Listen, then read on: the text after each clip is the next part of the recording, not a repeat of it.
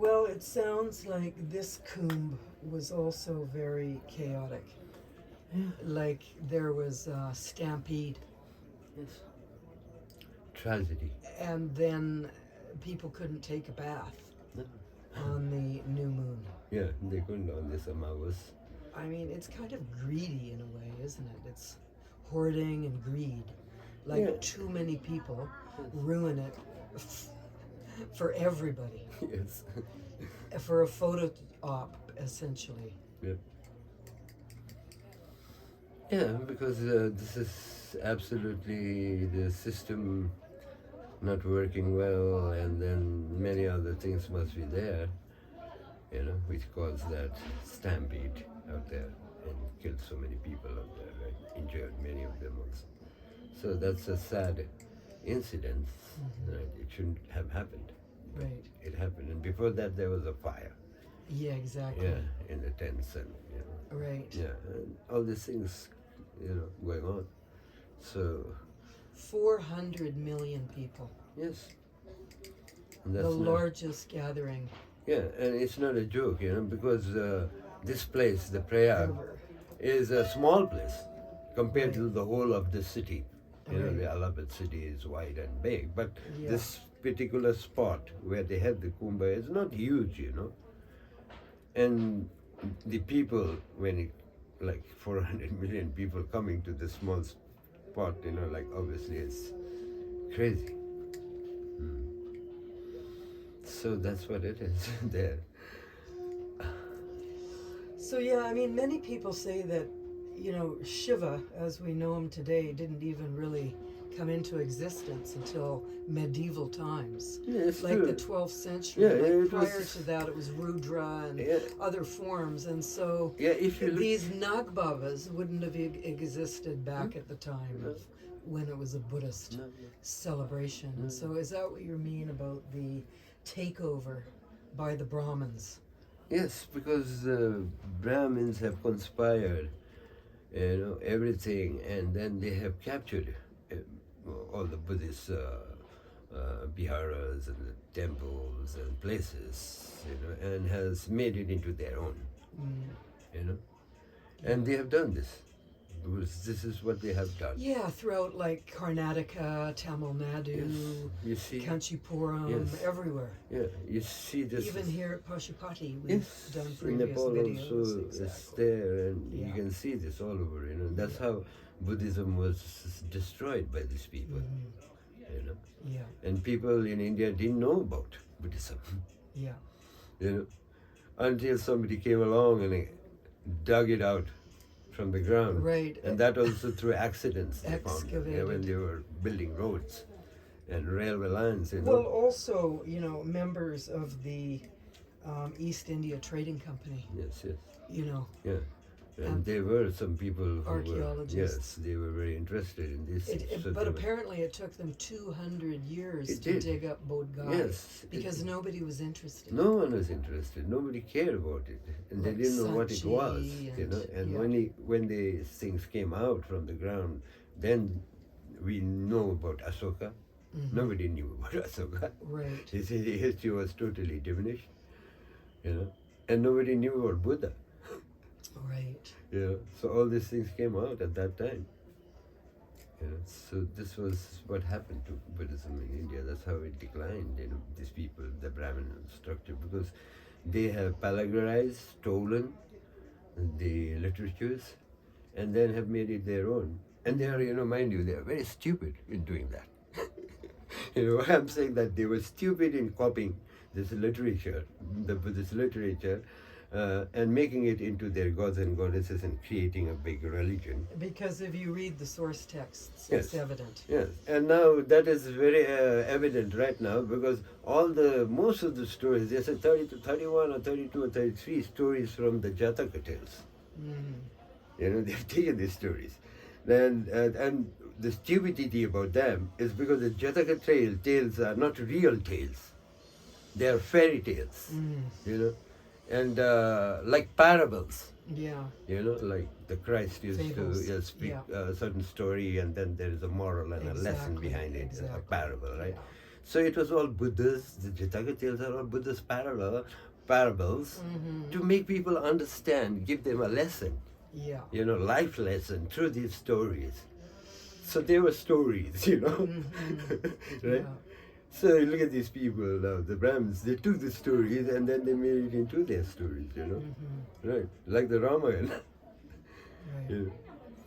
Right? The Mahabharata, And in Buddhist stories, they are bodhisattvas. It's real, they are there, the stories are there. They're bodhisattvas. Right. And they have twisted and turned the stories and made it into their own, Right. And the Kumbha story is also there. The Kumbha Who's the Bodhisattva in the Ramayana? in the Ramayana, Ram, Yeah, Ram is. yeah, And Lakshman. yeah, Ram, Lakshman, and Sita. Sita, they're all bodhisattvas. Yeah.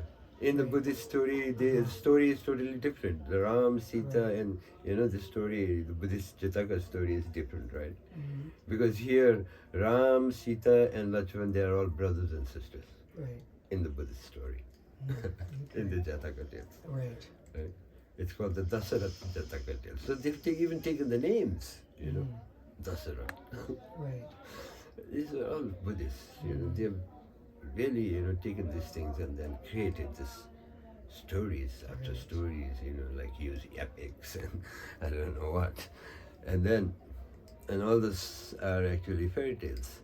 They were stories to give lessons to people, and Buddha used to tell these stories so that in the end the people will understand Yeah. what he was trying to, drive home make a point about it, and give them a story so that people were interested in the story and they remembered this, and the moral was beautiful, right?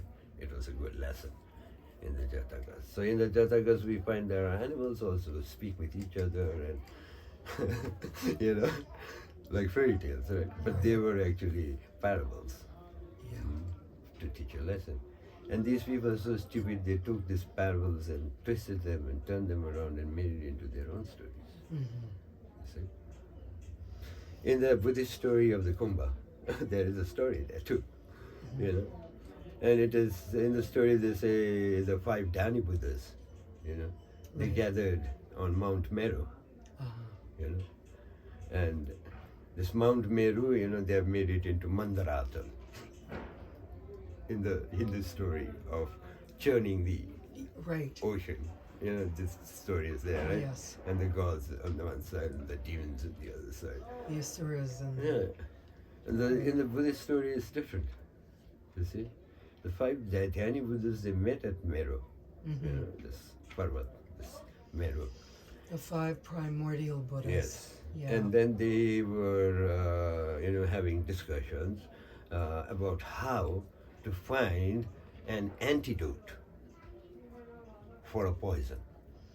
Okay. And this poison, who had this poison was the Asuras, Right. the Rakshas. Right. They had the poison, Sure. you see. So, and the Buddhas were discussing how to find an antidote for this poison, which was known as halal. Right. Hala hala means You poison. see, yeah, Yeah. because they've taken all the words also from the Right. stories, you see. Right. So The poison that Shiva supposedly held in his throat. that's their story. And now what about this story? That turned it blue. Yeah, And and then you the look halal like was with the Rakshasas, the demons. Right. They had the halal in the Buddhist story. So the Buddhas were trying to find an antidote, a cure, a nectar, so that this poison will be neutralized. Right? And now what is this poison? This poison is all inside us. Hate, Yeah. greed, malice, and all this demonic, Prejudice. prejudice, jealousy, Yeah. all Anger. violence, ego, all this. These are the Yeah. demons inside Right, us, yes. right? And the Buddhas were trying to find a cure for this because that was what makes people suffer, Exactly. right? So this is the truth, Yeah. So they had to churn the ocean in order to get the nectar, right? And now here it becomes a little bit fairy tale, in the Jataka stories, right? So now they had to take it out from the water, you see, and then and then they had to churn this water in order to get that antidote, right? And then this churning was done also by them. How are you actually churning those toxic emotions? Yeah, that is once we churn them out, like once we churn. How do you think you churn them? Yeah, that is, churn means we need to meditate on it. Right. Right, we need to contemplate on it and then throw them out. Right. Right. Like, Dissolve them. yeah, dissolve them. Right. Right, completely. Feel so them. to understand Right. what it is, like simple things like anger. How can you understand anger? Yeah. Right. How can I have anger with me? How can I suppress my anger, take it out, not let it harm me? Yeah. Because anger is poisonous, so it harms. That is halal. Okay. Yeah. Right. So this was the meaning actually. Right. The Buddhist meaning. Right? And when it gets a little fairy tale in the story, is like, so they needed to churn the ocean to get the halal, to get the nectar. And the churning was done by, the Devotees and the human beings, Right. not demons, Okay, right. in the Buddhist story. Uh-huh. You see? But in the Brahmanical story, Yeah, and it's they- the asuras and the demons and the gods. right. Yeah. So And then I know there's also some sort of Vedic story about the Amrit being contained in a kumb and then 8 drops falling so into these places. So that also, is there a Buddhist connection with that idea? no. Right. It's just completely No. made up. These 8 sites Yeah, they where have- the kumbh happens. Yeah, and that's all they have made it up. Right. You see. So this was Kumbha actually. Yeah, and then the nectar. So in the fairy tale part of the Buddhist story, then what happens is they churn this, and then the nectar comes out, Right. on top of the water, and then that nectar is collected by Vajrapani. Okay. You see here? Now Vajrapani collects the nectar, right? Right. And then everyone tells, and the Buddha tells him, right? Tells Vajrapani, you take care of that nectar, right? Don't lose it. Don't Right. let anyone steal it. Take care Right. of it. Because now we have to give it to the people, so that the people will be healed of their sufferings. Right. Right? So this is the fairy tale part of it, and then Buddha tells Vajrapani to take care and protect the nectar. So Vajrapani keeps the nectar with him, and then he's meditating, and when he's meditating, then this nectar is stolen. Right. By who? There is one character who's called Rahu. Oh, Now look at in the scripture also they have this Rahu. And this character, this Rahu, he stole the nectar, right? And when he stole the nectar, then Vajrapani, like he was sad. He said, "Oh, my nectar is stolen," right? And he told Buddha, like, my nectar has been stolen, and then Buddha says, "Okay, so you didn't do your job properly, right? Because you let the nectar to be stolen, the medicine to be stolen. Now you will have to, you will be punished for this, Then they brought the nectar and they brought the poison also. Then told Vajrapani, you have to drink both of them, Okay. right? So you mix the poison and the nectar together and drink it. Right. That's your punishment. So Vajrapani does that, right? He mixes the nectar and the poison and drinks it. And when he drinks it, his soul throat becomes blue. Blue. Right. Really. Yeah, Right. yeah, So yeah. complete. Totally. you see. Stolen. Yeah, totally. Now they have made Story. Vajrapani into Shiva. Right.